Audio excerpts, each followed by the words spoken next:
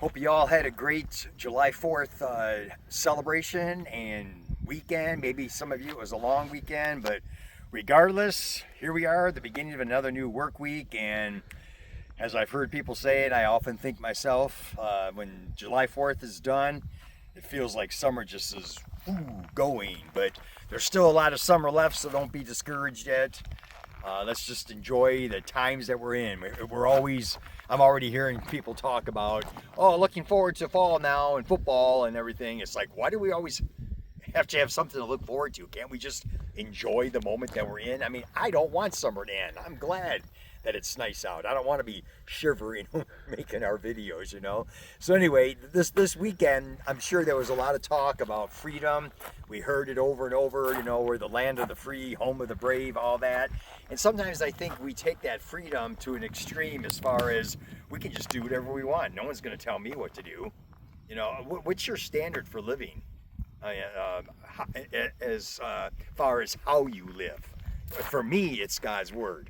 And that doesn't mean I'm perfect at it, but I want to do what God's word says. I've said it before, just because the government says you can do something doesn't mean that it's right. Just because the government says you can do something doesn't mean you have the right to do it. If you're a Christian, you want to follow God's word. You want to follow his laws that he has in his word. I remember growing up as a kid too, it's like, it doesn't matter what our friends got to do. We lived in the household that we did and we had certain rules. That's how it is with God's family. Hey, as believers, this is how you bring glory to me. This is how you serve one another. This is how you are beneficial to one another. This is how you make life more pleasant for people. If we have a society where everybody's just selfish and doing their own thing, we will just destroy ourselves. The other day I saw a bumper sticker on a car, and how they say you shouldn't judge a book by its cover. Well, sometimes you can judge the person in the car by the bumper sticker that's on their car. And I shouldn't be like that, but I just felt this anger because it just really bothered me. It had the rainbow on it, and the words on the sticker said, "This America is not a theocracy." Wow. You guys know what a theocracy is? They had that in the Old Testament. God was their king. And Samuel was so hurt when the people said, "We want a king like all the other nations have. We don't want God to be our king anymore. We want to have a king." Samuel was really hurt, and God said to Samuel, "Hey, take it easy, Samuel. You know what? They're not rejecting you. They're rejecting me. They're rejecting me as king. Okay, we're going to give them a king. But let it be known that when they have a king, these are the things that are going to happen. He's going to tax you." I mean, in the scriptures, it lists a whole bunch of things that are going to happen.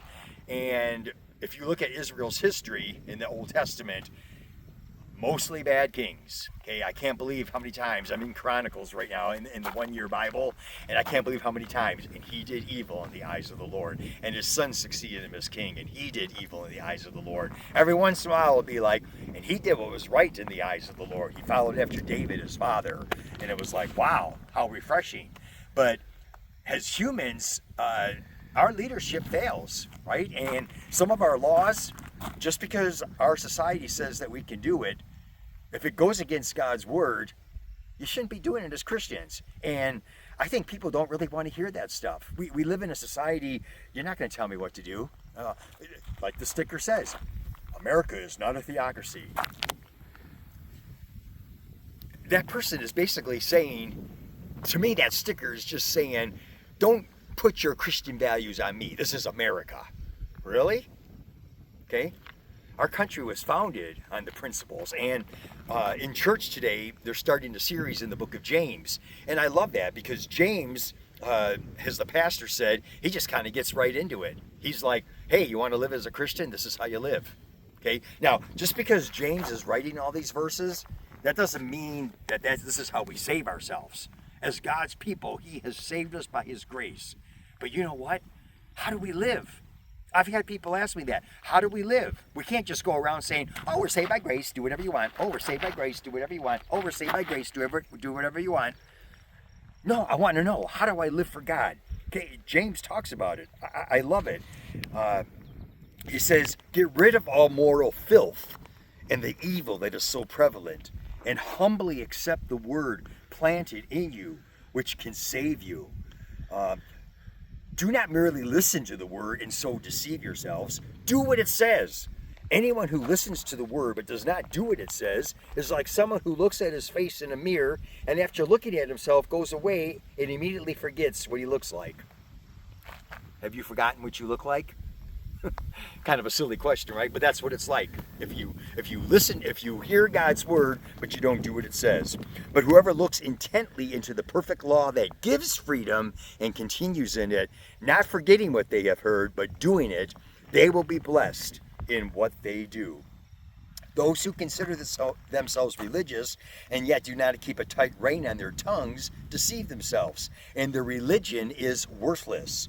Religion that God our Father accepts as pure and faultless is this: to look after orphans and widows in their distress, and to keep oneself from being polluted by the world. Wow, the world will pollute you. When we live according to our own standards, it will pollute you. Okay, I love this. 15:5, kind of one of our underlying verses for our ministry, is religion that is pure and faultless is to look after orphans and widows in their distress. I love that. In other words, the down and out. That's what we're all about. I've always had a special place in my heart for the down and out, those who are struggling. I want to be there to give people hope.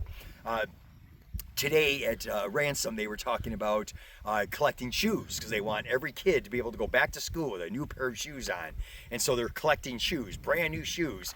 And they shared today that one family brought in 100 pairs of shoes today. Now think about that. I mean, how much are shoes a pair? You do the math.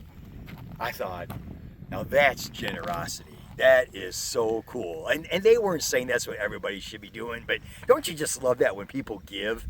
I mean, King David, I love his verse in the Old Testament. He says, I will not give that which costs me nothing. Okay, sometimes we think we're giving something to God or we're sacrificing or whatever. We're not really sacrificing. Okay, I will not give that which, it needs to cost you something. Okay, that's what it really means to give. I think sometimes we just give our leftover. We just kind of go, okay, I want this. Oh, and here's a little bit left over. You can have it, God. And then when the church tries to talk about that, people get all mad because the church is asking for money again. It's God's money, okay? And we're here to look after others and to help others. I love James 1. You just got to look at it yourselves. There's so many other guidelines on how we live. Everyone should be quick to listen, slow to speak, slow to become angry. Man, isn't that awesome? I just love it. It's such a great book as it talks about guidelines and how we live as Christians. I would encourage you to read it. That's what they were doing today at the Ransom, encouraging us to read that book and helping us see how we are called to live as Christians. Yeah, America might not be a theocracy, but you know what? Our number one as Christians rule that we live by is God's word. It is better to obey God rather than man. I want to encourage you to do that. I want people to find true freedom in living according to God's word, because he knows what's best for us. There's a reason why he has what he has in his word, and you truly will be blessed. There is blessing in obedience. And you know what? When we fail, we can run to the cross, and we know we have a God who forgives us and loves us and encourages us again to live as his people. I want to bring him glory. I want to live for him. And you know what? In this election year, I would love it if we were a theocracy again and if God was our ruler. Wouldn't that be cool? God bless America. I love it. Pastor John here from 15:5 Ministries. You have a great day.